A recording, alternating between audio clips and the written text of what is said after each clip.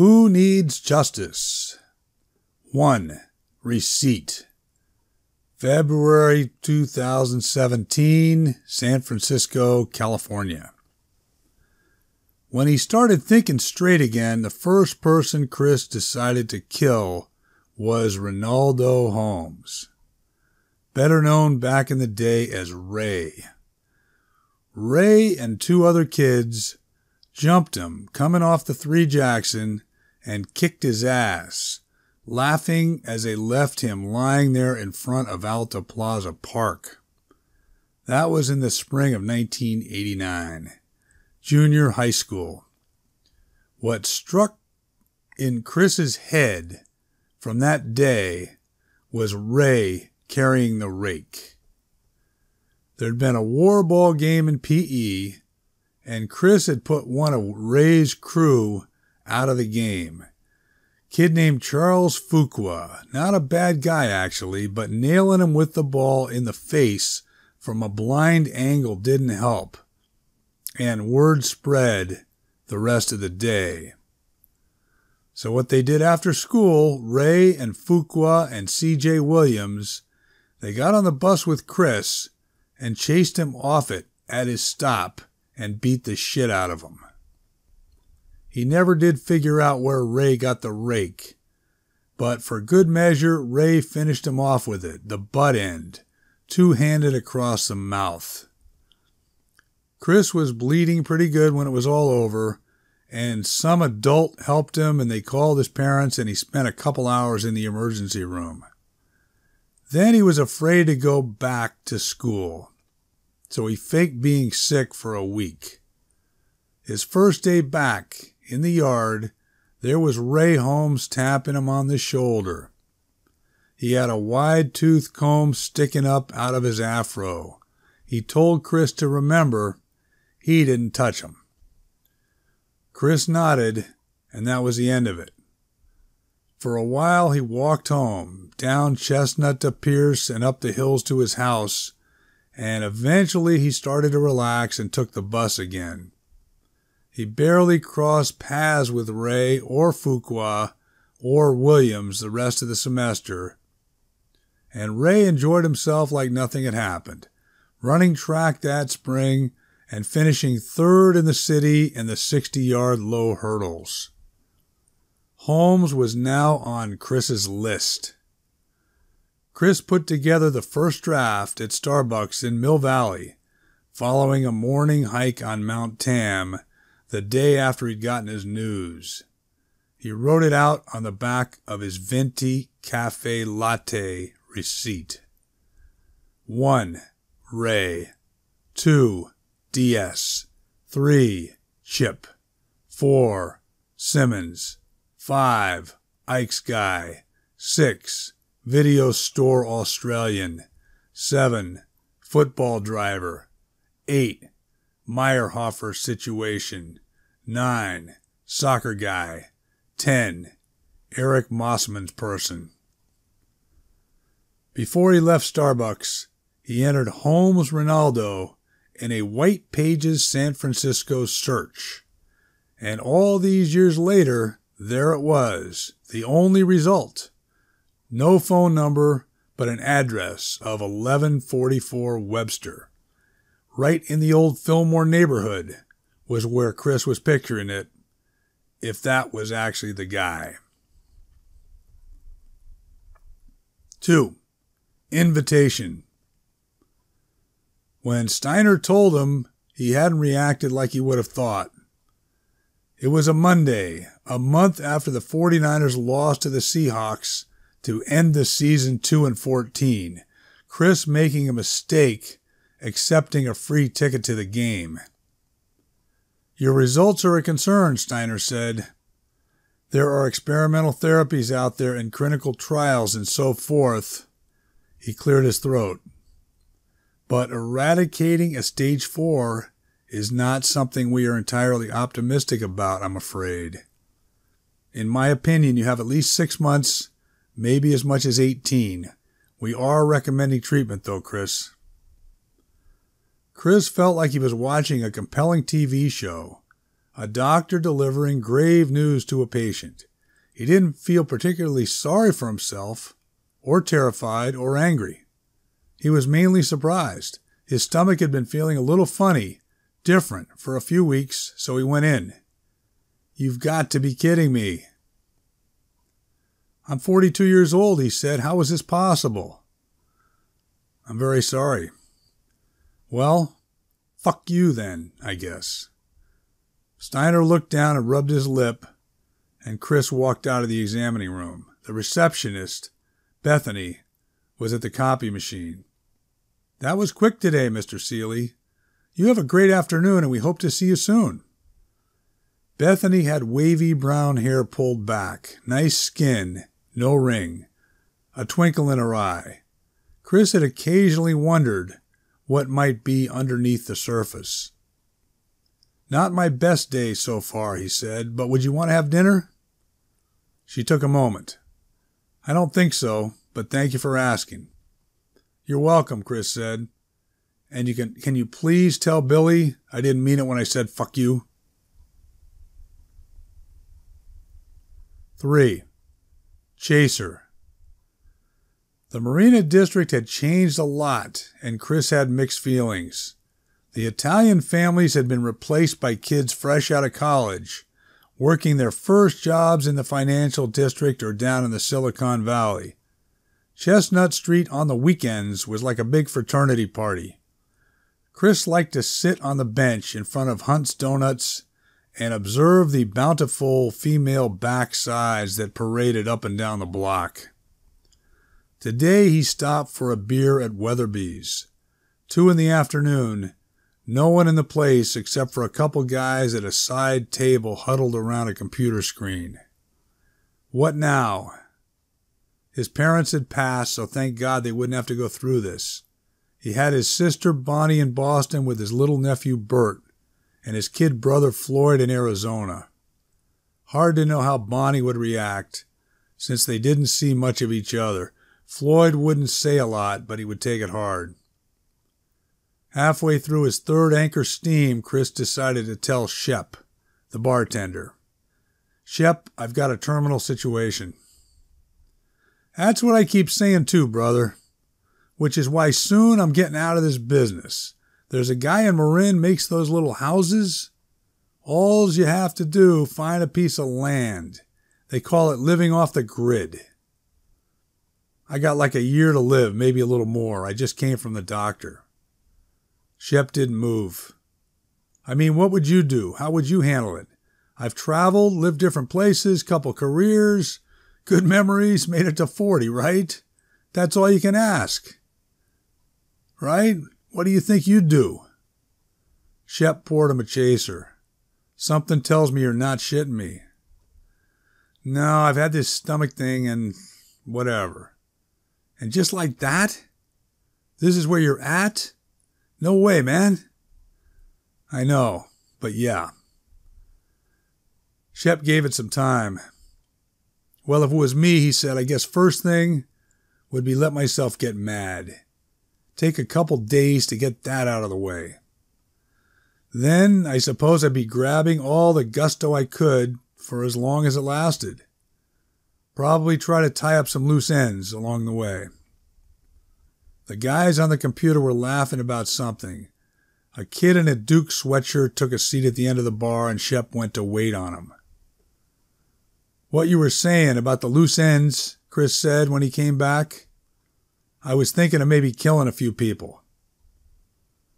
Shep looked him straight on and nodded slightly. "I hear you, brother," he said. "But you're joking, right?" Chris didn't say anything. "You're not," Shep said. 4. Talk show. On Wednesday, Chris took his normal morning run from the Marina Safeway to Fort Point and back. 3 miles each way, past the distant swimmers and dogs fetching sticks out of the bay and hardcore surfers under the bridge near the rocks. He picked up some French pastries at La Petite Auberge and went back to his apartment and fired up a pot of coffee. 1144 Webster, he figured out, was between Turk and Eddy, on the east side of the street, about 15 blocks from where they left him lying there back in 8th grade. It was a 10-minute drive from the apartment, or an hour walk. But what was the rush? On the way there, he wondered how you would do it. He'd only shot a gun a few times, a rifle, at his Uncle Barney's ranch up near Grass Valley when he was a teenager. It would feel good to use your fists, at least for some of it, though maybe that wasn't practical. Of course, the big thing, the trouble with the whole idea, would be getting away with it clean. Ending up dying in a prison hospital didn't bother him all that much. But then you could be leaving an unfinished list of 7 or 8 people. No set rule how you had to do it, so you might as well work smart. You'll probably get caught either way, but still. One option would be to line up a few of them and take care of it back to back to back on the same day. That way, worst scenario, you've at least accomplished a portion of it. Ray's building was a modern low-rise that took up half the block. It looked a lot like a rectangular, regular apartment complex, but Chris guessed redevelopment money, a nice step up from the projects where Ray probably lived back then, but still the projects. A security guard was sitting behind a high desk in the lobby. "Could you direct me to Ronaldo Holmes, please?" Chris said. "And who should I say?" said the security guard, picking up the house phone. "Charles Fuqua." "He says he'll come down," the guy said. "You're welcome to wait in the lounge right there." Chris unfolded a hardback chair and took a seat. There was an elderly woman up front watching a talk show with the volume loud. When Holmes walked in, he looked old.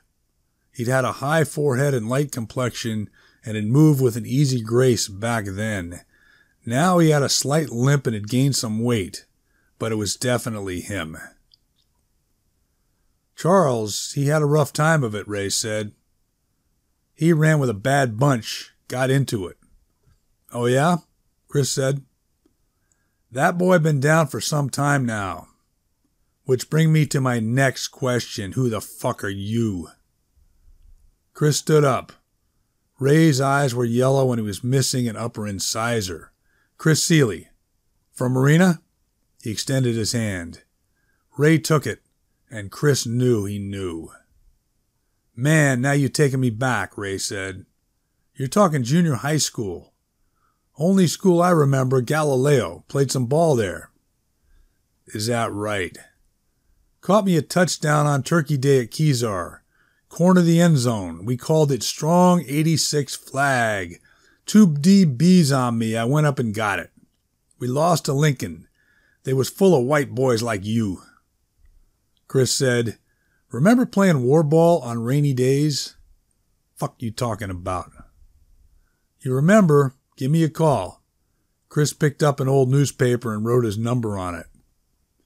"I got 4 days a week, 4 hours a day they working on my kidneys in a chair, so I can stay alive. Motherfucker asking, do I remember war ball? If you do, Ray, call me." Chris thought of asking him what the final score was of that Turkey Day game, but that was getting off subject. 5. Boost. Friday evening. Chris drove across the bridge 23 miles north to Terra Linda, Marin County. Traffic was awful. By the time he got to the high school gym, it was the third quarter. He spotted Joyce in the little faculty section behind the scorer's table. "I must say, your school spirit is a bit deficient," he said, "though it is a surprise to see you here. Well, I thought it might be fun to stop by, for old time's sake." "Then I'm glad you did. How have you been, Chris?" "You know, kind of all over the place. What can you say?" "Don't I know it? That kid, number 28, is a star. He was all TCL last year as a sophomore. I have him in 5th period. Really nice boy. Smooth ball handler, I can see that." His dad pushes him hard, unfortunately, but I think he enjoys it still, at least I hope. Chris said, Donnie Shellhorn doing okay these days? Joyce frowned. You come with that out of the blue? What are you doing here, Chris? I actually was hoping we could get a bite after we put away St. Stephen's. We're up by 18 at the moment. There's someone I'm seeing, Joyce said. Serious? Well, yeah, a couple months. I'm happy. Anyone I would know? Hopefully not. He's in the wine business. And you're dating him tonight? Yes. So you break it. Jesus Christ. Tell him the game went into double overtime and you're exhausted. 3 a.m, Chris got up and opened the door a crack for a little air. The Jetty was an old-time dependable motel along the northern shore of Sausalito, sandwiched between a boat builder and a business park. Chris's first time there had been the week of his senior prom. You, Joyce said, sitting up, shaking her head. What did I just do? Are you kidding? You did a lot. You boosted my confidence. Yeah, right. Anyway, as far as you know, what's Donnie up to these days? You must at least hear something. I haven't seen him since that time in the deli. I told you about that, right? Yes, that's when you said if he weren't around anymore, it wouldn't be the worst thing. I did? Yeah. Well, any particular part of that statement you disagree with? I block it out, so stop, Joyce said. Well, I actually find I'm not blocking it out as well these days. Far as you know, what's that cocksucker doing with himself? Joyce said, You want to keep being an asshole and bringing it up, or you want to come here? 6. Arrangement. In 2012, at the start of Donnie Shellhorn's senior season, when he was 18 years old, Prep App rated him one of the top 25 left-handed high school pitchers in the nation.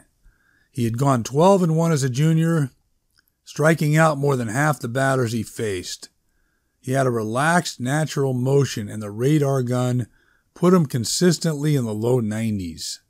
On a Saturday night in March, Donnie and his pal Benji Romano decided to have an impromptu party at Benji's house on the southwest side of Terra Linda.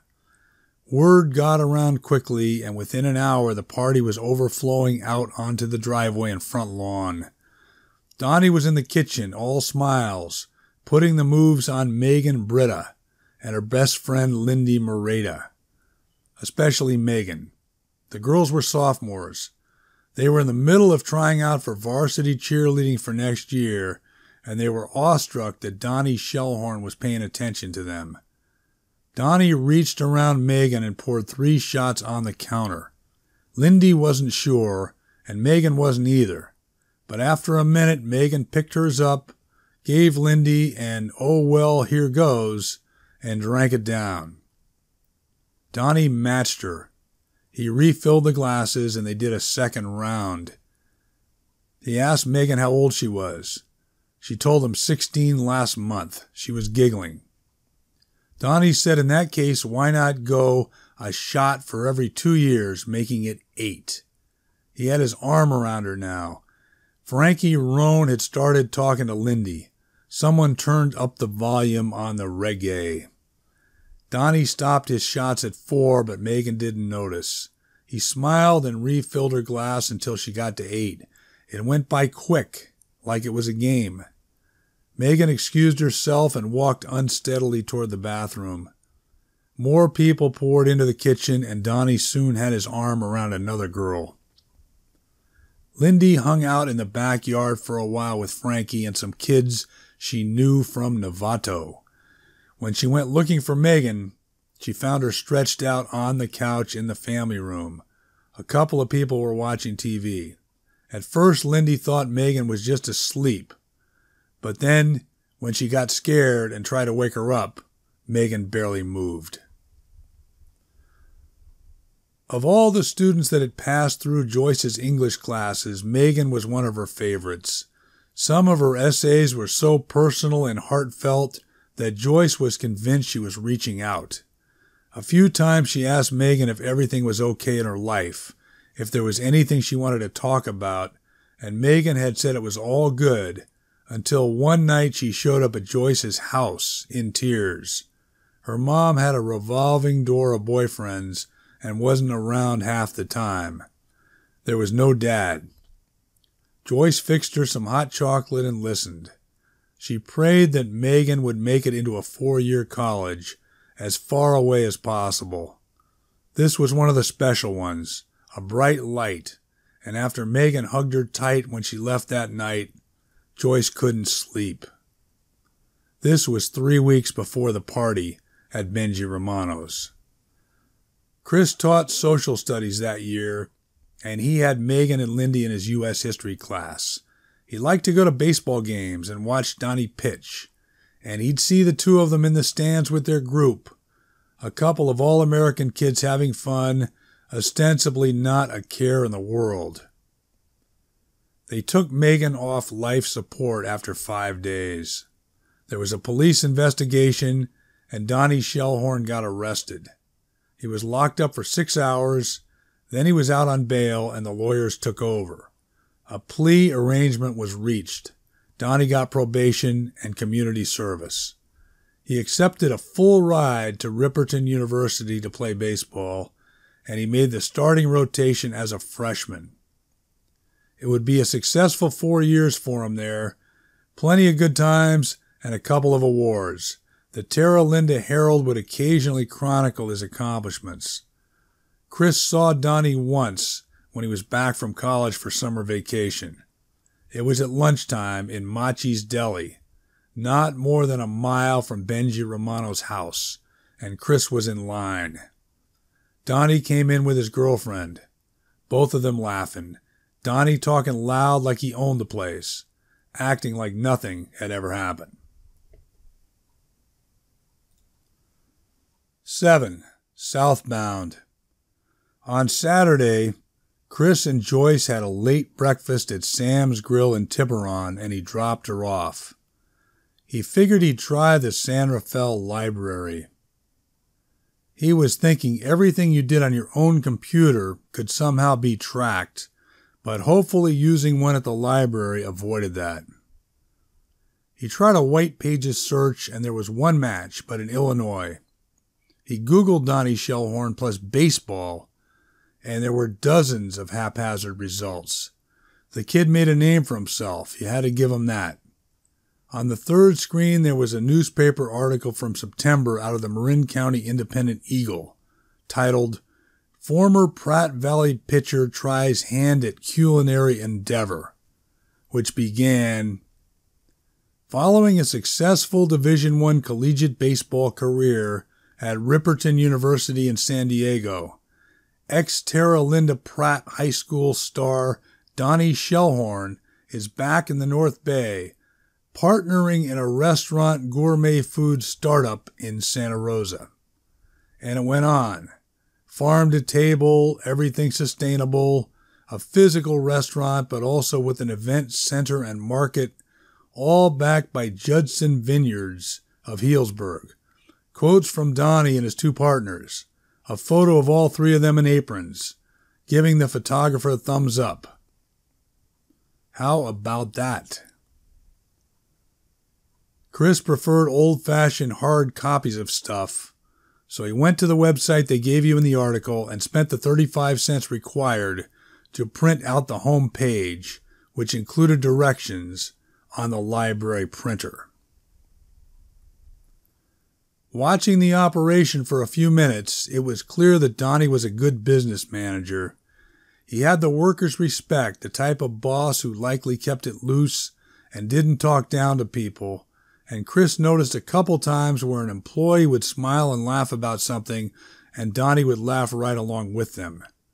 It was Monday afternoon, and Chris had driven up to get a feel for the situation. He figured Donnie probably wouldn't recognize him, since it had been a good 5 years since they would have crossed paths at Pratt, and that's all it would have been, since he never had him in a class. That time in Machi's Deli, if the kid had placed him at all, you wouldn't have known it. And it wouldn't really matter, would it? If today in the snazzy new $1 million restaurant operation he did recognize him and say, "Hey, how you doing, Mr. Seeley?" Still, why screw around tempting that stuff, so Chris went with a cap and big sweatshirt and sat at the corner of the little bar they had and kept a low profile and worked on a white wine, Donnie on the other side of the room supervising the various food counters. The food emporium closed at 6 on weekdays, and the restaurant part stayed open late, and it was close to 6 now, and Chris figured Donnie'd be here for a while. He finished his drink and took one more look at the operation, thinking was there any particular angle, but couldn't come up with one, and he got in the car. There were a few messages to deal with, which kept him there for 20 minutes or so, and lo and behold, here comes Donnie out into the parking lot, in shorts and a t-shirt, looking like he's done for the day. Chris tried to figure out which vehicle would be Donnie's. His guess was the newer-looking black F-150, but Donnie passed that one and opened the door of a beat-up, pale green Chevy Tahoe. He didn't get in. He grabbed a windbreaker from the back of the truck and took off on what looked like a jog. Interesting. Chris got out of his car and began jogging as well. It was fortunate he had some old running shoes on and staying way back, but keeping Donnie in sight. The edge of the restaurant event center property butted up against a creek, and there was a trail you could get on that paralleled it. It was dark by now, but there were enough nearby streetlights and some staggered lighting on the trail as well that you could see what you were doing. The trail looked to continue quite a ways south, no end in sight, or as he was discovering following Donnie, after about 15 minutes, you could hang a left and leave it, and there was a feed store with some old stables behind it, a remnant of the way the whole area probably used to be, and if you cut across behind all that, there was an opening in a fence. This took you onto a community college campus, Redwood County JC, and past a small cluster of classroom buildings and onto the main loop. What Donnie did then was branch off to the right onto another dirt trail that began at a big decorative fountain. It was peaceful back there, fairly wooded, plenty of blackberry overgrowth, and you could hear the birds settling in for the night. The college trail approached what looked like a performing arts center, tucked back at the far end of campus, and then it reconnected with the main loop, which zigzagged south through the central quad before bringing you back to that opening in the fence, and you got back on the creek trail going north and retraced your steps. Chris put the whole drill at about 4 miles, 1.5 miles each way from Donnie's culinary deal to the community college, and a mile loop around the campus. Tuesday, Chris came up to Santa Rosa again. Same basic routine for the guy, it seemed like. Nothing fancy. No surprises. The guy knocking off work about 6:15 and unwinding with, and you couldn't be positive without following him again, obviously, but very likely the identical run. Donnie organized and methodical, which hopefully he'd be for one more day. Wednesday, Donnie didn't show right away, and Chris was worried something was different on Wednesdays, or maybe it was his day off, and what could you do? But a few minutes later, not that bad actually, maybe 10 minutes off his normal routine, Donnie came out of the side of the building, all set to go this time, no need to stop in his truck and switch up any clothing. Chris waited a couple minutes and started the engine and drove over to the RCJC campus, parked, and got out. 45 minutes later, there was Donnie leaving the main loop behind the classroom buildings, coming toward him down the dirt trail. Chris had a bat, an old wooden one that he picked up years ago when he lived in Teaneck, New Jersey. Someone advised him that it was always good to have a degree of protection in your car when you traveled in the New York metropolitan area that you never knew. He didn't have any trouble in New York and considered the bat good luck and kept it in the car ever since. He let Donnie pass, stepped out of the brush, and caught up to him from behind. The first blow was offline, clipping Donnie inside the right shoulder. Donnie stumbled and turned, his eyes saying, "What the hell?" And this time Chris caught him in the face. Donnie fell and Chris hit him again in the head until he knew he had crushed his skull. He was parked in the overflow lot for the Performing Arts Center. There was only one other car there, no one around that he could see, likely no performance scheduled for tonight and no lights on in the complex. He held the bat at his side and walked fast. He felt like running, but it always seemed in the movies you should walk. He threw the bat in the trunk, made a few lefts and rights and had to deal with some stop signs, but soon enough crossed under the freeway and headed east, no particular reason except his instinct told him to. He found Brookwood Avenue and from there made a right onto Yolanda, and a few minutes later was in rush hour traffic on 101 heading south. He kept checking his rearview mirror all the way to the city. When he got over the bridge, he took the Park Presidio exit. There was a park with a lake off 11th Avenue that they'd go to sometimes as teenagers. On rare, hot San Francisco days, it was a swimming hole. Now it was dark and the fog had come in. Chris made sure he was alone, got out, and walked to the lake and fired the bat overhand out toward the center. He thought it sunk, but he wasn't sure. Hopefully that wouldn't matter. He took Geary to Divisadero, hung a left, gunned it over the hill, and home. 8. Espresso. He slept fine, though he definitely felt off on his morning run. He was stiff and slow, and everything was sore, especially his forearms and hands from swinging the bat. But his legs too, probably from all the tension, lactic acid buildup. Overall, it hadn't been that bad. He got a little lucky, of course, with Donnie being organized and consistent. Very unlikely any of the others would play out this simple. He went back and showered and the phone rang. He checked the number and picked it up. It was Steiner, his doctor. "Damn it, Chris," Steiner said.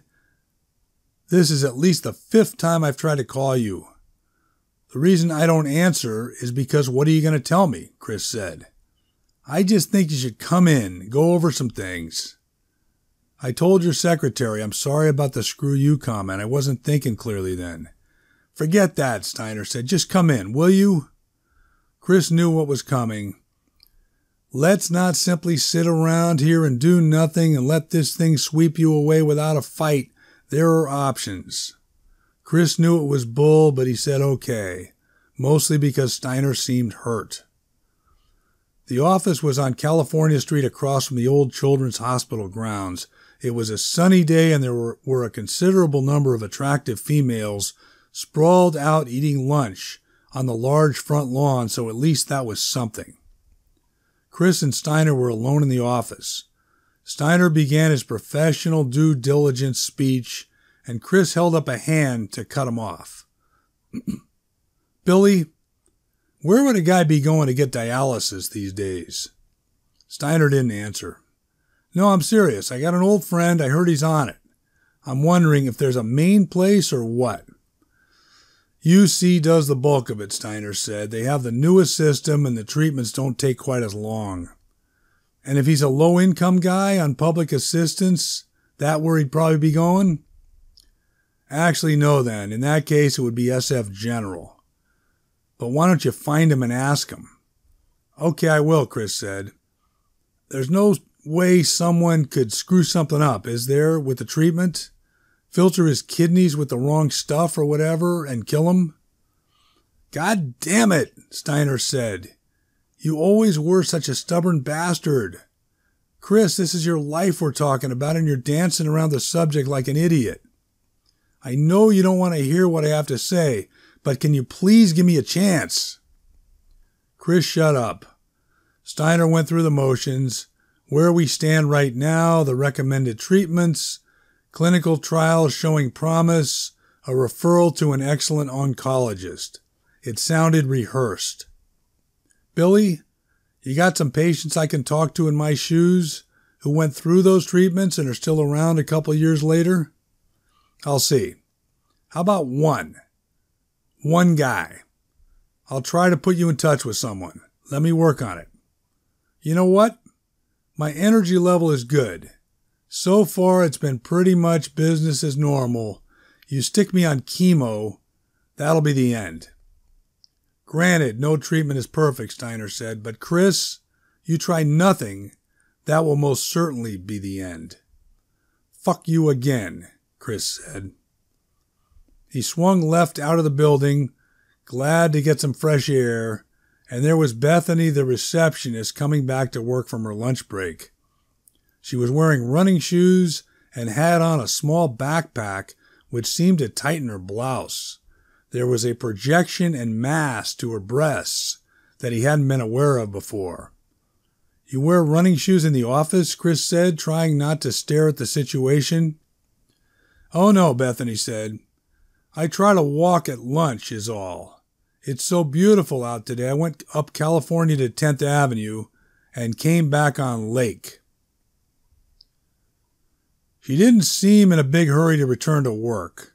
She looked around to make sure they had privacy. Mr. Seeley, I read your chart all the way through.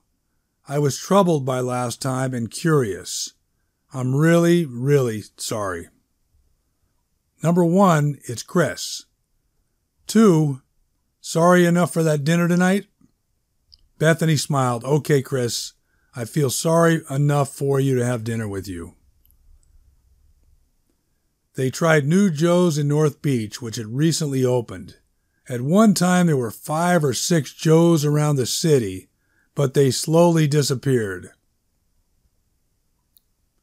You could come in at midnight, sit at the counter, watch the chef work right in front of you. Big white hat, every pan flaming up. The guy next to you was usually a native San Franciscan. This place was trying to bring it all back, and Chris and Bethany agreed it wasn't bad. A little too much glitz in the decor, the lighting a bit strong, but the booze were nice, and they left you alone. I live in the marina, Chris said, sipping his espresso. Bethany gave him a long look, serious. Not tonight. Fine with me, although I might not recommend waiting too long, if you know what I mean. That is, if you ever were considering stopping by. Uh-huh. You know what I appreciate about you? What? You give things thought. Like tonight, I can tell you decided not to ask me how I'm feeling. How are you feeling? Pretty darn scared, if you want to know the truth. 9. Like liquor. On Chestnut Street on the way home, there was a rare spot right across the street from Weatherby's, so Chris stopped in for a nightcap. This time the place was packed. A Friday night, 24-year-old kids, all of them so fit and upbeat, with everything ahead of them. Hiya, partner, Shep said when he finally got to him. What's shaking? The energy in here, Chris said. It's something else. It ever bother you? If you let it, it can, yeah. How you feeling? So far, so good. I appreciate it. You start moving on any of those loose ends at all? As a matter of fact, yes. I asked an interesting woman out tonight. Warm, sincere, composed, with rosy cheeks. It was nice. But you didn't bring her back? I tried, but it didn't work. Anyhow, I mean the other loose ends that you mentioned last time. Oh, I took care of one of them, yeah. No fucking shit. Shep's eyes were wide. Chris sipped his drink. The kids at a back table started singing a college song. It hasn't sunk in yet, I don't think. I'm hoping it won't. Shep was trying to wrap his mind around it. I give you credit then, brother. You got some man cojones, he said. Just don't tell me about it, okay? Chris's apartment was on Broadwick, between Bay and North Point. He had to share the garage with 2 other people, and the maneuvering could be a pain, but tonight it was empty and he pulled right in. Joyce was sitting on the bench in the entry alcove, wearing a big overcoat. Well now, what a surprise, Chris said. Except you could have called first. You're right. Calling would have been a lot easier, but I was somewhat concerned about that. She gave him a hug. You smell like liquor and perfume. I stopped at Weatherby's. It's a friendly place. Before that, I had dinner with my doctor's secretary. They were in the apartment now. She pretty? Not in the traditional sense, but yes. Chris, there's been stuff on the news. Chris realized he hadn't turned on the computer or watched any TV all day. Early this morning, a dog walker in Santa Rosa, in back of the JC, Joyce said, they ran into a dead body. A kind of nature trail back there, an area with a trail and an opening. Watching him closely as she spoke. They always have to notify next of kin and so forth, she said, but it moved pretty quickly, and by 2 o'clock they announced it was Donnie Shellhorn. Holy Toledo! He essentially had his head beaten in, it sounds like. He was wearing jogging gear. Why'd they kill him? Chris said. They didn't say. They killed him there, or they did it somewhere else and dumped him there. They didn't say that either. Who was it, the sheriff or Santa Rosa PD? Or do the state colleges have their own police working something like that? I'm pretty sure it was the sheriff making the announcements. What? Why are you looking at me like that? He said. Because I'm not sure how, but I think, just maybe, you had something to do with it, she said. Did you? Babe, come on. Don't get me wrong, I've got no problem with this happening to that prick. But you have to be out of your fucking mind to say something like that. Joyce slid off his jacket and she was going after his shirt, popping a couple of buttons. Chris let it happen. When they were engaged, she asked if he had ever done it with the doctor's secretary. He didn't answer, and that seemed to ratchet up the intensity level, so when she asked him a second time, he didn't answer then either. 10. Summit Drive. Joyce had to leave early in the morning even though it was Saturday because they had a walkathon at school. She had pressed up against him all night and it felt like he barely slept, though when they got up and had coffee, she said he had called out a few times. What was I saying? Hard to tell, she said. You were being pretty defiant, whatever it was. How's your new boyfriend? The wine guy. He's good. I haven't seen him in a few days. Better take care of that then. I see you starting to get sidetracked. Chris. Yep. Let me know what I can do to help you, okay? If there's anything at all to what might have happened. Please? You were thinking irrationally, believe me. He kissed her forehead, but if I need anything otherwise, you got it. Chris bought all the morning papers and drove to Mill Valley. He didn't feel like dealing with Mount Tam today, so he took a long walk in town up onto Summit Drive, where you circled around and caught views of the city and the East Bay. There were sets of connecting steps alongside people's houses that brought you back down to the plaza. He sat in Starbucks for a while before he opened the papers. The Chronicle ran a basic story and the Marin County Independent Eagle focused on the local angle. The Press Examiner had the most extensive coverage of the scene. Former San Rafael area prep baseball star Donnie Shellhorn found dead on RCJC campus by Gerald Leone. March 3, 2017, the body of former Terra Linda Pratt Valley High School student Donald E. Shellhorn was discovered early yesterday morning on a dirt trail in a remote part of the RC Junior College campus. Foul play is suspected, according to authorities. Shellhorn, 23, was a partner in a startup culinary business in Santa Rosa. He had been an all-league Marin County pitcher at Pratt and went on to play at Ripperton University in San Diego, graduating last spring. According to Sonoma County Sheriff's Department spokesman Matt Flynn, there were signs of blunt trauma to the head. Shellhorn was wearing running attire, authorities said. A company official confirmed that Shellhorn frequently ran following work. The body was discovered at approximately 7:20 a.m. by a dog walker in a wooded area known as the Bramble, which extends along the northeastern edge of the campus.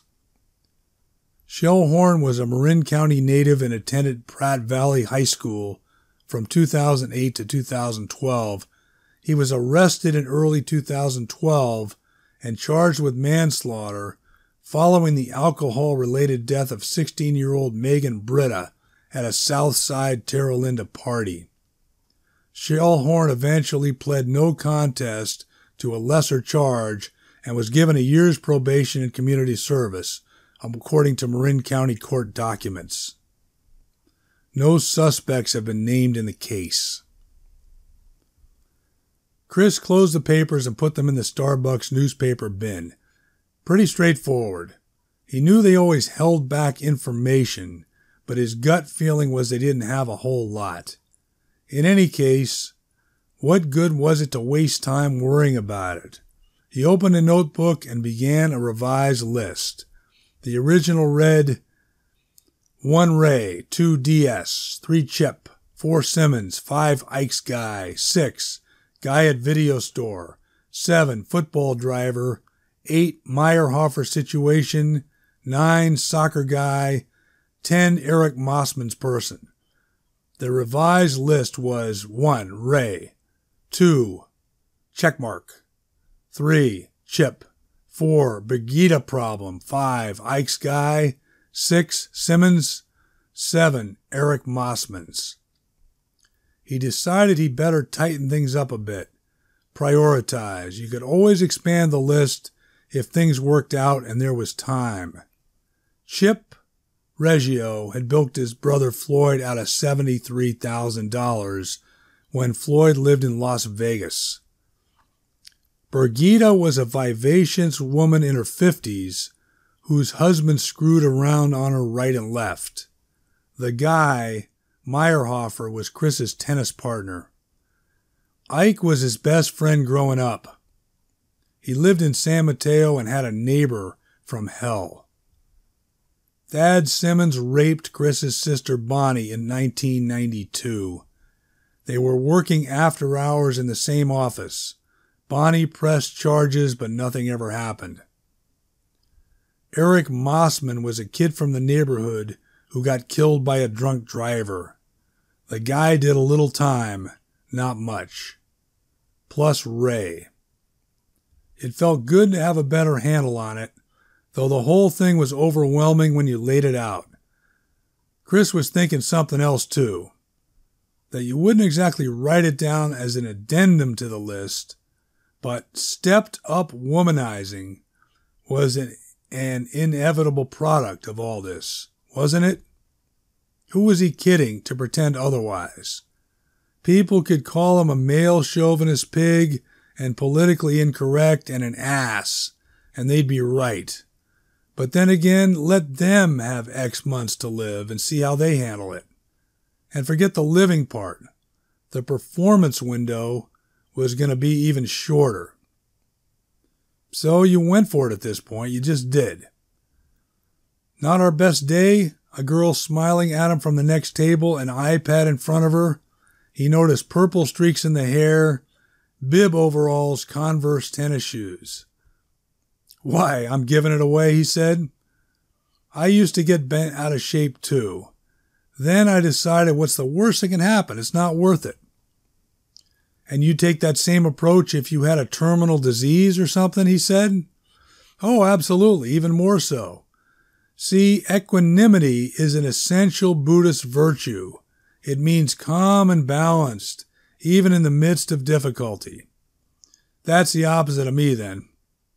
Me too, she laughed. I started meditating. That helps. Would you want to see a movie tonight? He said. A moment. I can't. I'm busy tonight, she said. Okay. Tomorrow night I could, though. Oh, you want me to pick you up or what? I'll meet you, she said. He went to the car to check his messages. He hated the phone and frequently left it in the glove compartment. There were 3. First was Joyce. Give me a call. Second was Ray.